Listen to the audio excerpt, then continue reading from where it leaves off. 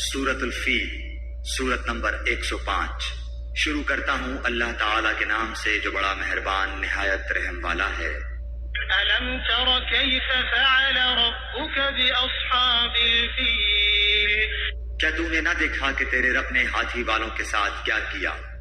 أَلَمْ يَجْعَلْ كَيْدَهُمْ فِي تَضْلِيلٍ؟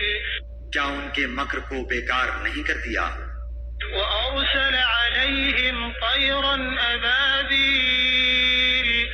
اور ان پر پرندوں کے جھنڈ بھیج دیے۔ تَرْمِيهِمْ بِحِجَارَةٍ مِّن سِجِّيلٍ؟ جو انہیں مٹی اور پتھر کی کنکریاں مار رہے تھے۔